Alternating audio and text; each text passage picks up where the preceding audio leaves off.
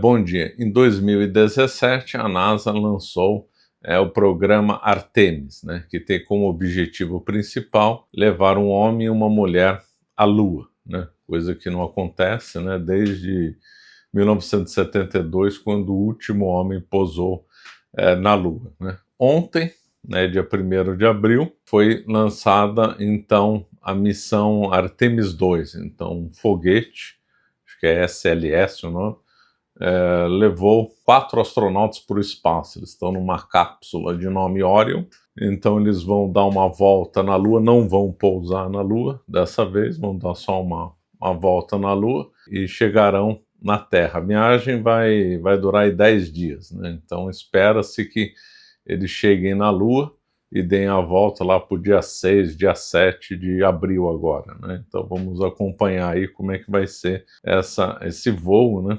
E essa nova aventura aí, né? Já que faz muito tempo que o homem não se dirige tão longe aí da Terra, né?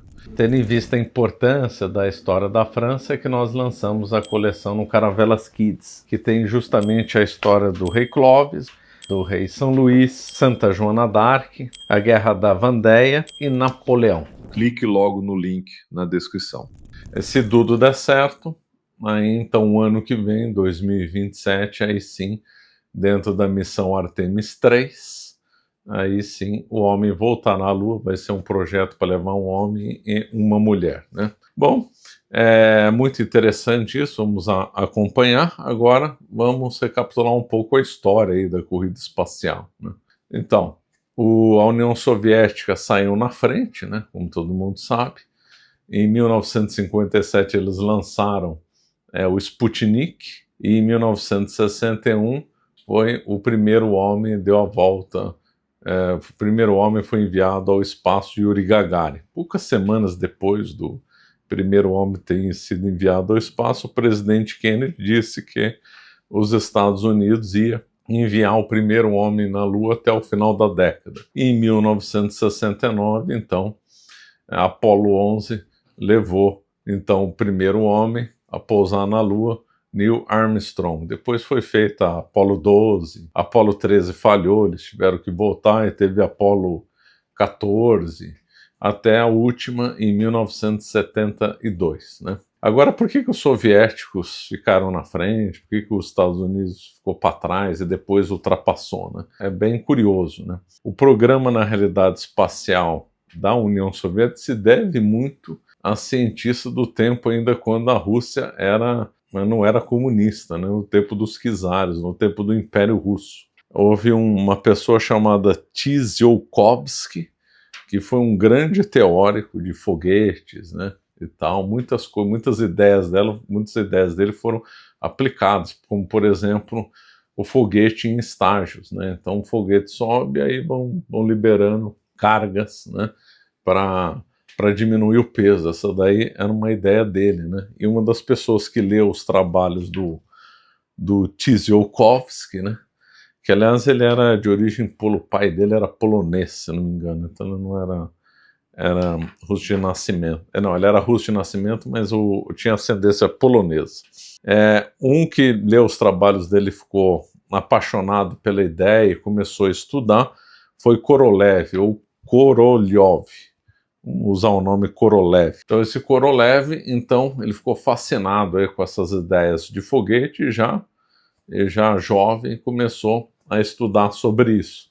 Aí teve o golpe comunista na Rússia e tal, ele continuou estudando, até que foi preso pela NKVD, foi condenado lá por uma pena no Gulag, sofreu brutalmente, perdeu os dentes, né? Mas aí o Stalin, no final da guerra, precisava de engenheiros de foguetes, mísseis, etc. E aí tirou ele do Gulag, né? Quando chegou o pós-guerra, tanto os Estados Unidos como a União Soviética se aproveitaram da tecnologia e de engenheiros alemães, né? Os Estados Unidos criou a Operação Paperclip e mais de 1.500 cientistas alemães foram para os Estados Unidos. O mais famoso dele foi o Wernher von Braun, que foi então um dos chefões da NASA, um dos responsáveis pelo foguete Saturno V. Então um homem muito capaz. Ele foi o principal engenheiro do V2, né, o principal míssil alemão, aliás, o melhor míssil do mundo até aquela data, né? Se não me engano, foi num V2 que foi tirada a primeira fotografia suborbital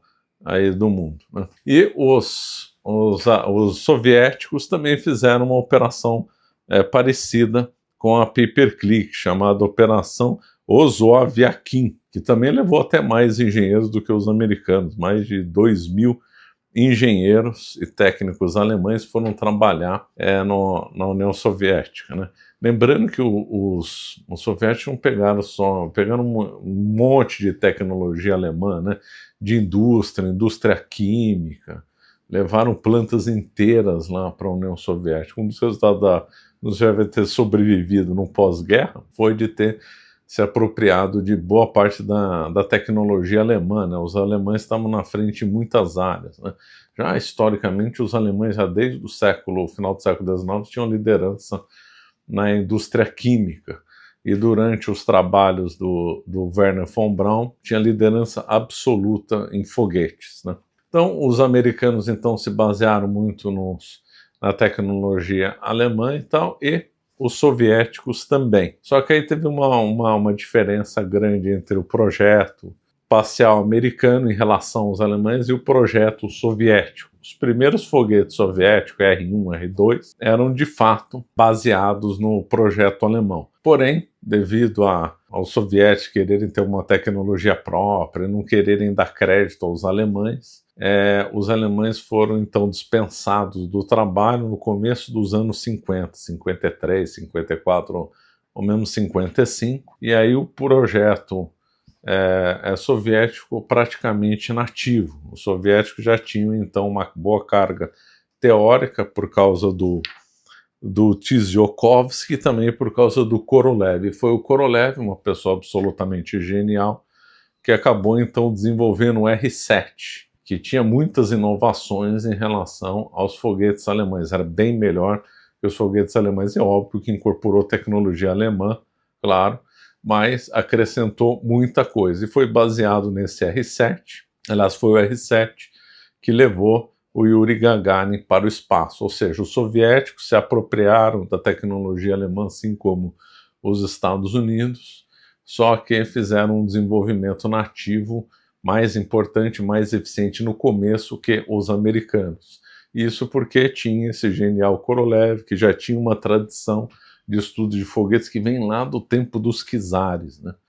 Isso aí tem uma curiosidade aí, então, na história. Vamos supor que a Alemanha não tivesse declarado guerra, não tivesse acontecido nem a Segunda Guerra Mundial, e nem tivesse tido o golpe comunista na União Soviética. Isso aqui é só hipótese, só uma curiosidade que eu dei pensando agora. Talvez, né, os dois grandes adversários de disputa no espaço teria sido a Alemanha e a Rússia, a Rússia czarista. Os dois tinham um grande desenvolvimento aí na área, mas isso é só uma especulação teórica, né?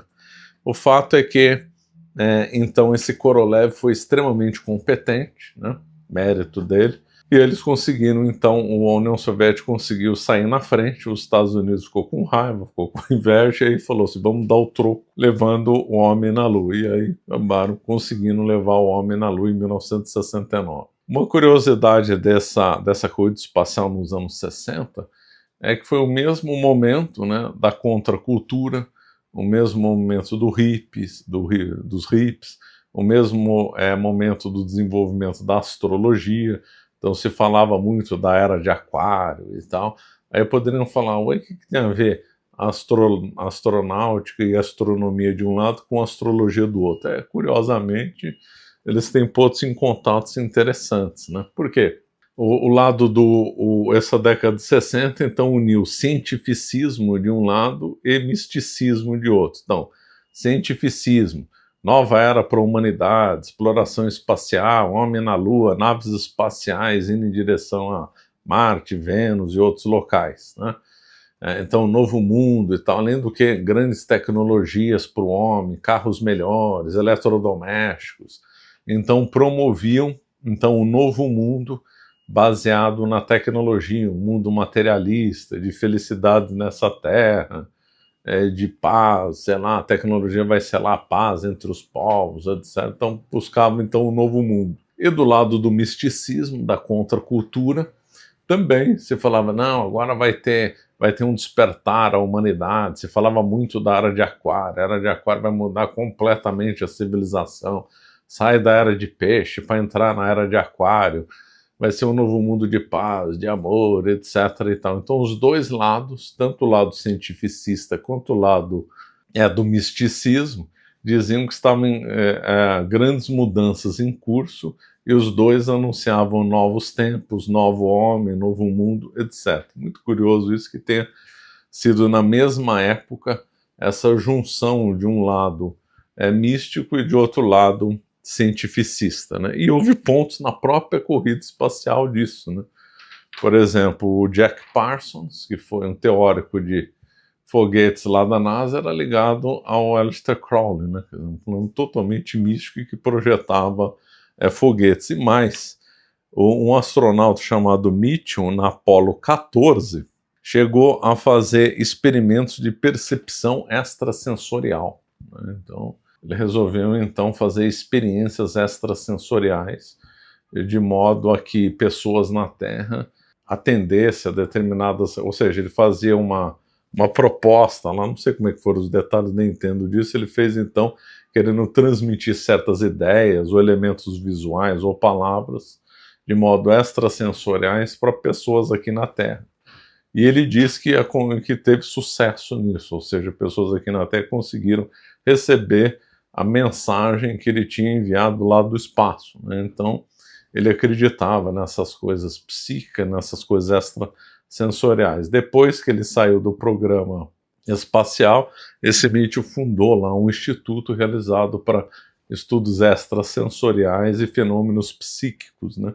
Então, nós vemos aí pontes entre não só de um lado hippies e outros falando de Era de Aquário e outro lado promovendo novas tecnologias, como também no caso do Mitchell e no caso do Jack Parsons, figuras que tanto estavam focadas na área da técnica e ao mesmo tempo gostavam de experiências místicas, né? É muito curioso. Aliás, esse estudo de corrida espacial são realmente fascinantes, e a história, né? Desde ver os czares lá, já no tempo dos czares tem um desenvolvimento teórico na Rússia, foi impressionante. Também, infelizmente, né, a Alemanha, né, o Hitler não só levou milhões de pessoas à morte, foi um genocida, que matou, criou o Holocausto e tantas mortes, mas ele também destruiu a Alemanha como tal, né? Se não tivesse acontecido isso, a Alemanha estaria na frente do programa espacial. Talvez eles que teriam sido os primeiros a levar o primeiro homem no espaço e talvez até mesmo na Lua, né? Bom, mas tudo isso é especulação. Agora ainda um outro caso, né? Muita gente não acredita que o homem foi na Lua, vários vídeos aí no YouTube, né? Dizendo que o homem não foi na Lua, que foi tudo uma farsa, aí dão argumentos aí e tal, né? Então escreva aí nos comentários se você realmente acredita que o homem foi à Lua ou é tudo invenção dos Estados Unidos. Bom, vamos ficando por aqui. Obrigado.